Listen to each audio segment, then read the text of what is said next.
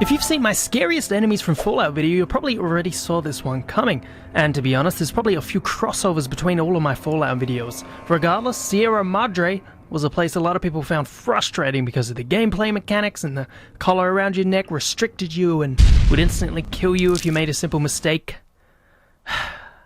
But, love it or hate it, Sierra Madre is definitely one of the creepiest locations in New Vegas.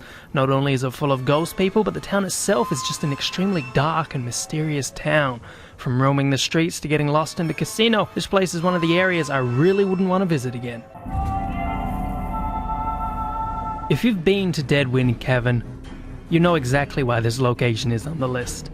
I don't have a lot to say about this place, apart from the legendary Deathclaw and the butt-ton of other Deathclaws lurking around, but there's just something about these caves or caverns in the game that are strangely uneasy and claustrophobic. There's a relief when you leave these areas after being in them for a while, even if it's just leaving a shitty cave to enter the shitty wasteland. God damn it. Why can't there just be a happy fun time place in a Fallout game? This place sucks. Another callback to my enemy list, Vault 22 was one of the first vaults I ventured into when I first played New Vegas. I should have read the fucking sign out the front that told me to stay out because of the plant's kill, but I roamed in anyway. So the backstory of Vault 22 was it was a vault filled with scientists with the sole goal to keep its entire population alive with the plants they grow inside. I mean, technically it was a success, I guess, but unfortunately the side effects of those experiments was turning into a spore carrier. Have fun in Vault 22, everybody. I remember the first time I beat New Vegas. A few years had passed and I was talking to a few people about it, and they never did the side mission at the Ultralux. So when I was all like, hey, how creepy were those cannibals at the Ultralux, they were like, what are you talking about? I don't know why the fuck I decided to use that picture. Okay, whatever, just keep going. Then I was doubting myself that it ever existed because it had been so long. So it was a delight to revisit the Ultralux when I recently replayed New Vegas and confirmed that indeed I was not crazy. They just missed one of the creepiest places in the game. So you find out that Heck Gunderson's son Ted has gone missing in the Ultralux. You start asking around and find out some fishy things are going on. Eventually end up sneaking around the Ultralux kitchens and realize that poor old Ted was going to be tonight's main meal. There's a lot of different ways you can tackle this mission, and you end up finding a lot about the White Glove Society. If you're playing New Vegas or planning to, I certainly recommend going to the Ultralux. I'm not a part of the White Glove Society, nor do I plan to eat you. But just come visit us for a weekend. We got a room just for you.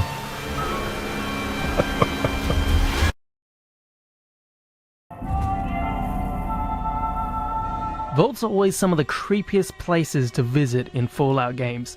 But as far as vaults go, Vault 11 is one of the most messed up of the lot. It was a social experiment. The vault dwellers were told that they must sacrifice a dweller every year, and if they didn't, everyone would die. That itself is enough to land this one on the list, but it gets worse.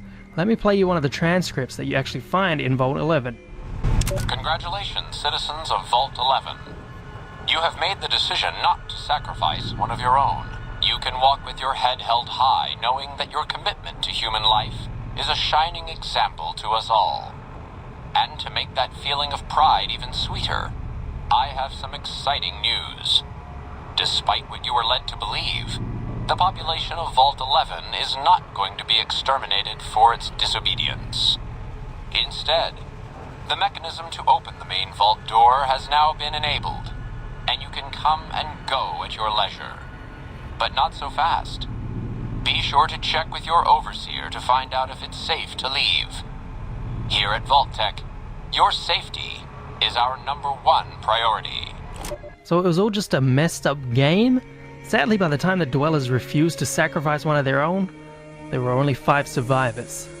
After learning about the social experiment they've all been in, the last 5 survivors discussed committing suicide to prevent the outside world from learning about what they've done. There's actually an audio log you can find with the last 5 survivors disagreeing over this, and you can hear gunshots at the end of it.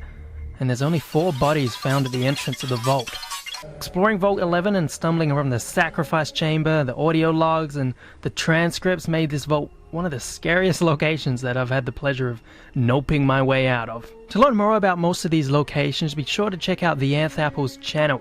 That guy does some amazing work on Fallout lore videos, and I highly recommend him. Thank you for watching, everybody. I hope you enjoyed this video. Remember, more Fallout content coming soon. Thank you to all my Patreon supporters. They're going to be on the screen right now. Much appreciated. Couldn't do what I do without you guys. So much love to you guys over on Patreon. And I'll see you guys very soon with another video.